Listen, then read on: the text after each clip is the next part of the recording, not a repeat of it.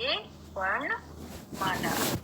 वर्णमाला यानी वर्णों का समूह। और वर्णमाला क्या है? वर्ण हिंदी भाषा में प्रयुक्त सबसे छोटी इकाई वर्ण कहलाती है। यानी बोलते समय मुख से जो ध्वनियां निकलती है उन ध्वनियों को लिखने के लिए कुछ संकेत चिन्ह निर्धारित किए गए हैं। ये संकेत चिन्ह ही वर्ण है। वर्ण भाषा की सबसे छोटी इकाई है। जैसे अ, इ, उ, क, ख इत्यादि। यानी हम ध्वनियों की सहायता से किसी भी बात को एक दूसरे को व्यक्त करते हैं। यानी जैसे हमने बोला मोर, तो मोर के लिए हमें किन ध्वनि की आवश्यकता पड़ती है? म, ओ, र, अ। जब हम इन्हें मिला देते हैं तो बनता है मोर। यानी इन ध्वनियों को मिलाकर हम मोर शब्द बनाते हैं। अर्थात मुख से निकली सबसे छोटी ध्वनि वर्ण कहलाती है। अब वर्ण के हम देखेंगे कितने भेद हैं। वर्ण के दो भेद हैं। पहला स्वर और दूसरा व्यंजन। स्वर क्या है? स्वर वह है जो स्वतंत्र रूप से बोले जाते हैं। यानी स्वरों को बोलने के लिए किसी दूसरे वर्ण की सहायता नहीं लेनी पड़ती है। हिंदी में 11 स्वर होते हैं। अ, इ, उ, ए, ओ, और री। अंग ये अनुस्वार और अनुनासिक कहलाते हैं। अर्थात स्वर को बोलने के लिए हमें किसी भी दूसरे वर्ण की सहायता नहीं लेनी पड़ती। अब हम वर्ण का दूसरा रूप पढ़ेंगे, व्यंजन। यानी व्यंजन क्या है? व्यंजन वह है जिसे बोलने के लिए हमें स्वर की आवश्यकता होती है। यानी व्यंजन हमेशा स्वर की सहायता से ही बोले जाते हैं। स्वर के साथ बोले जाने पर ये अक्षर कहलाते हैं। हिंदी वर्णमाला में मूलतः 33 व्यंजन तथा 3 अतिरिक्त संयुक्त व्यंजन हैं। जैसे व्यंजन क्या है?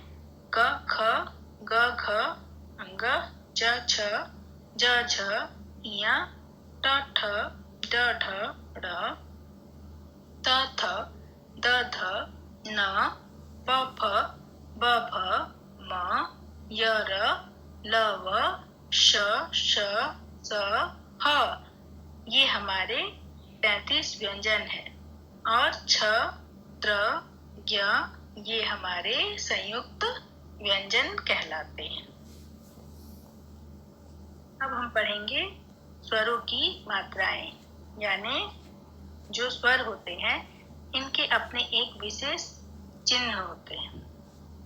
जब हम व्यंजन के साथ लिखते हैं तो हम स्वर का प्रयोग नहीं करके स्वर की मात्रा का प्रयोग करते हैं। अब हम यहाँ देखेंगे अस्वर। यानी अस्वर की कोई भी मात्रा नहीं होती। क्यों? क्योंकि यह हर व्यंजन में साथ में जुड़ा होता है। यहाँ हम देखेंगे क प्लस अ, क से क्या शब्द बना? कमल, कमल। आ की मात्रा, जिसकी मात्रा है एक खड़ी पाई या स्टैंडिंग लाइन। क प्लस आ, यानी जब हम क और आ स्वर नहीं लिख के उसकी मात्रा लिखते हैं तो का बन जाता है। का से एक नया शब्द बना काला। अब हम ई यानी यह व्यंजन के पहले लगता है। जैसे हम देख रहे हैं म प्लस ई, यानी म से पहले छोटी की मात्रा लगती है। यानी बाईं ओर से दाईं ओर की ओर यह लकीर लगाई जाती है। नीचे एक खड़ी पाई और ऊपर छाते के समान। मिठाई, यानी इससे एक शब्द बना मिठाई। बड़ी ई, इसको हम जब उच्चारण करते हैं तो खींचते हैं ई। यानी बड़ी ई हमेशा व्यंजन के बाद लगती है। जैसे स प्लस बड़ी ई सी। सी से बना नया शब्द सीख। उ यानी छोटी ऊ, यह हमेशा व्यंजन के नीचे लगती है। यानी छोटी ऊ की जो मात्रा है वह हमेशा व्यंजन के नीचे लगती है। जैसे क प्लस उ, उ से कुली। अब बड़ा ऊ की मात्रा ये हमेशा व्यंजन के नीचे ही लगती है। जैसे च प्लस ऊ, चू, चूना। री यानी हम लोग री की मात्रा लगाते हैं ऋषि। इसकी मात्रा नीचे लगती है, यह भी व्यंजन के नीचे ही लगता है। क प्लस री, क्री, कृषि। ए की मात्रा होती है एक लेटी हुई लकीर के नीचे एक छोटा सा उठा हुआ एक मात्रा। जैसे ठ प्लस ए, ठ में ए लगा ठे, ठेला।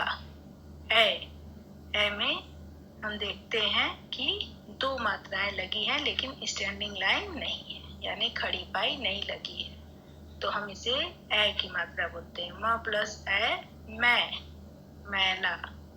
ओ की मात्रा हम जब लिखते हैं तो एक खड़ी पाई और एक ऊपर लकीर होती है तो ओ बनता है। क प्लस ओ, को से कोयल।